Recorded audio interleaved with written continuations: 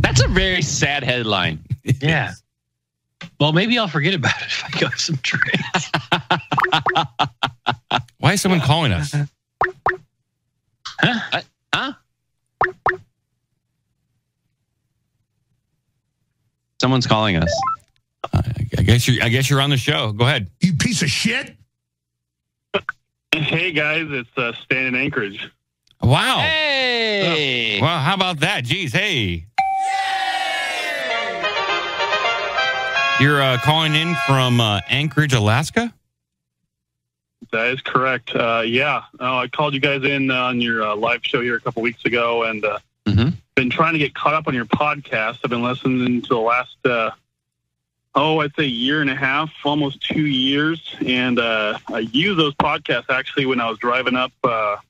Last time I called you guys, I was in Boise, and I was driving up from Seattle up the Alcan. I had to drive 2,400 miles to get back home, and spent about 36, what was it? Almost 40 hours of driving, and I'd say a good 30 to 35 of that was listening to your guys' podcast on the drive up. We're sorry to hear that. God. Yeah, sorry about that.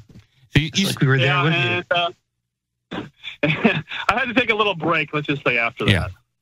Yeah, you actually you emailed me about the USS Eldridge, I believe, or something like that. Oh, no, the Fitzgerald. Fitzgerald. I'm not sure if we're out of time to get to right now. It depends how long you want to talk about it, because we're actually like 10 minutes from winding up the show. But I'll give you the stage. Yeah, give me 3 minutes. Okay, great. Love it. Okay, so you guys are, I don't know how much you guys have talked about it recently, but the U.S. Navy destroyer, USS Fitzgerald, getting rammed, getting hit by the ACX Crystal there off the southern shore of Japan. You guys are aware of that, right? We are aware of it. I don't think we talked about it, though. I know what you're talking about. Okay. But yeah, for anybody who doesn't know, the USS Fitzgerald, there was a collision, and it was kind of unusual. Exactly. So I'm listening to a local radio show, and this is a few days after the event happened. It happened, I think, on Father's Day. And this guy calls into one of the local radio shows here in Anchorage, just a fairly conservative, talk radio show. And the guy goes, hey, I've got a theory on this. I was talking to a buddy of mine, and the guy's friend works for the Dept of Energy, supposedly. And his theory was that this container ship was carrying containers, special containers of water from Fukushima that the Japanese government was planning to dump into the middle of the Pacific Ocean. And supposedly, the Department of Energy got whiff of this, alerted the White House, and then the destroyer was dispatched to stop the ship and prevent the open ocean to drop that water in, the Fukushima radiated water. That would explain why they didn't break their course.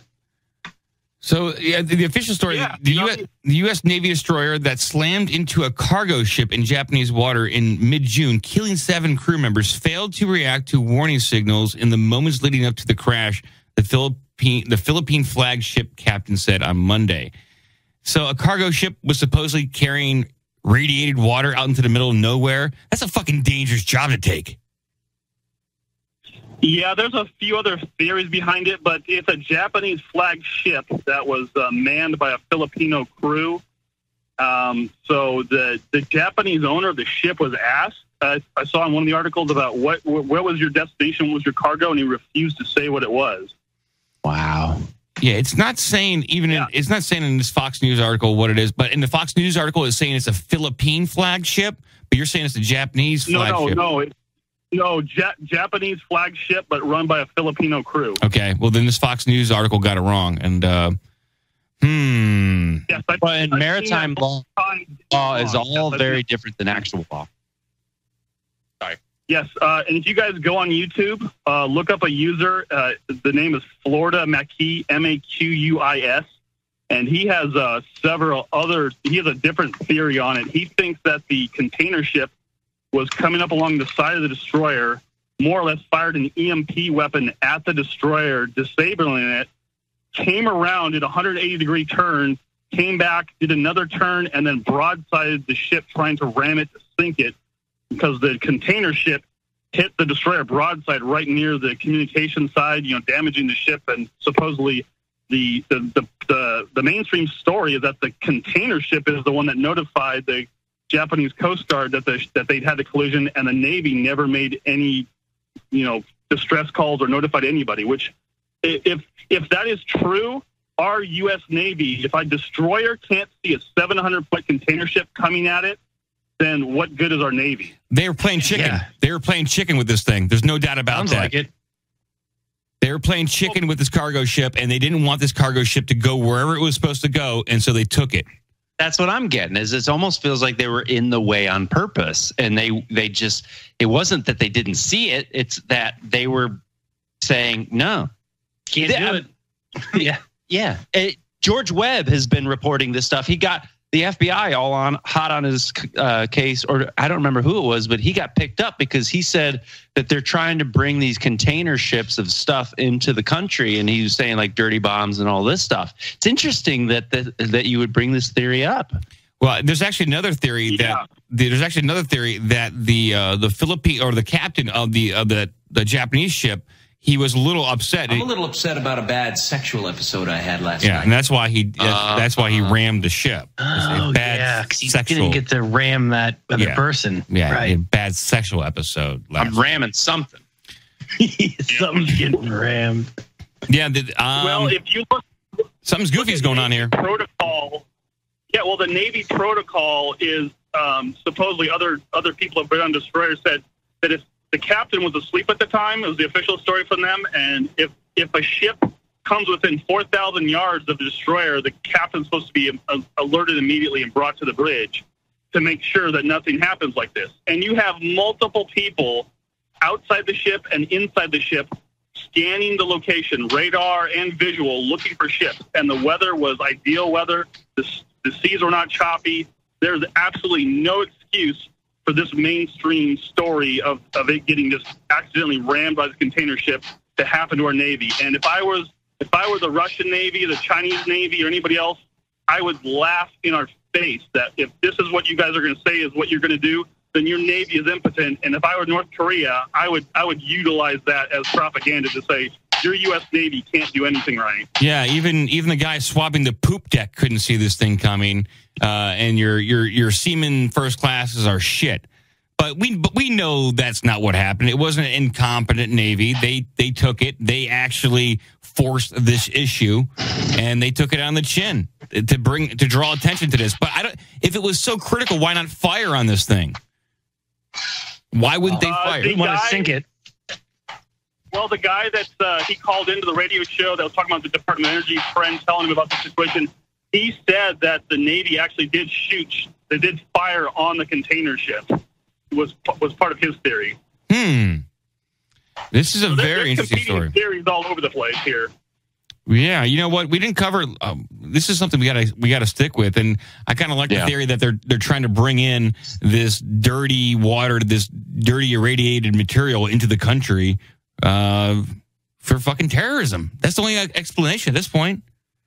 So the Philippines and the Japanese are smuggling this shit out. They're not going to just dump it into the ocean because it's already going into the ocean right now. So they want to sell this to somebody, or it's already contracted to be sold to somebody at this point. Yeah, no. For people to get more info on it, go to that Florida Mackey, MAQUIS YouTube. The guy kind of goes into a little in-depth analysis on multiple videos, but you can see the tracking of the container ship, and its path does not make any sense whatsoever.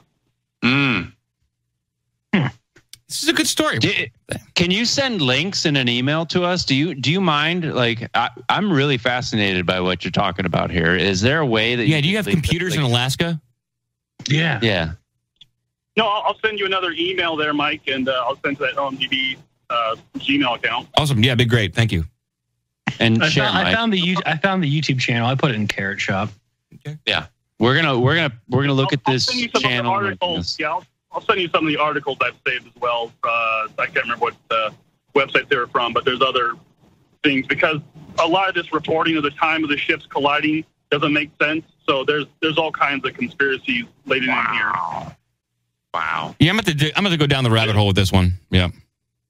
Sounds good, yeah. Guys, I mean, there's nowhere to go but down the rabbit hole in this. The mainstream story doesn't hold any water, and nobody's talking about this other than I know Michael Savage supposedly talked about it on his show, but I don't know. He just said there's no way that a Navy destroyer could do that without, being infiltrated or doing it on purpose. Exactly. Because the container ship hit the destroyer broadside on the starboard side straight into it. So it wasn't the Navy didn't run into the container ship. The container ship ran into the destroyer. Right. I heard the Navy or it's going to blockade it. Yeah, the destroyer was anchored, waiting for it or something. I don't know. None of the theories I've seen mention anything about the maneuvers of the destroyer beforehand, other than the guy saying the EMP attack is just that the cargo ship came alongside the Navy, and the destroyer, I don't know what speed, if the destroyer was even moving, but supposedly, that EMP attack disabled all their electronics and their, ability to move and communicate, and then they just, you see the track, and this container ship's 700 feet long, and it makes a full 180-degree turn. That it just doesn't make any sense. But the one guy's theory is that they did the EMP pulse, went past the ship. About 20 minutes later, they turn around. They figure, okay, let's go for the kill shot, and they come back, and then they kind of reposition themselves because of the way that you're supposed to pass each other on the sea.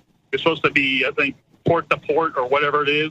So it wouldn't make sense if they hit them from the one side. So they kind of had to reconfigure the boat to come from the proper side and then hit it. Wow. Wow. This might be. Oh, and the other thing, that Florida Maquis guy, he does mention that the Fitzgerald was anchored back, I think, in February of this year in the Philippines. And the Philippine crew came on, and I don't know, they did something. So he was trying to tie their stop in the Philippines back in February to this Filipino crew on this Japanese ship in some sort of way. Is it terrorists? Because we have ISIS terrorists now, invading the Philippines. Yes. So it could be somewhat related to that. Wow. Thank you for bringing this story up. Very interesting stuff. We definitely have to do some more research. Guys. All right. Later, guys. Bye. Take it easy, Alaska. That was amazing. Shab Lagoo. Wow, interesting call. I don't know. Yeah.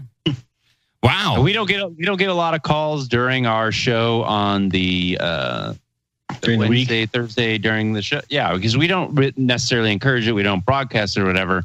But we did get some warning that this was going to happen. I had no idea what it was about. That was absolutely phenomenal. Could be a good segment for the Saturday show to look at the maps, look at what was happening, and do some research between now and then. This definitely deserves a follow-up. And I think the deserter spies going from Kenya to the South Sudan deserves a follow-up as well. Very interesting stuff. And I got to play us out right now, guys. I'm sorry, but man, it's that time. How the fuck do you just top that? That was a good bunch of information right there. That was the frosting on the cake. Oh, yeah. Hey! I get ready for one of those Class A New York style pig fucks. Well. My dick's on fire. Did you ever take a dump made you feel like you just slept for 12 hours? Yeah. All the time. Yeah. Listen, I'll make a cappuccino. Cheeseburger.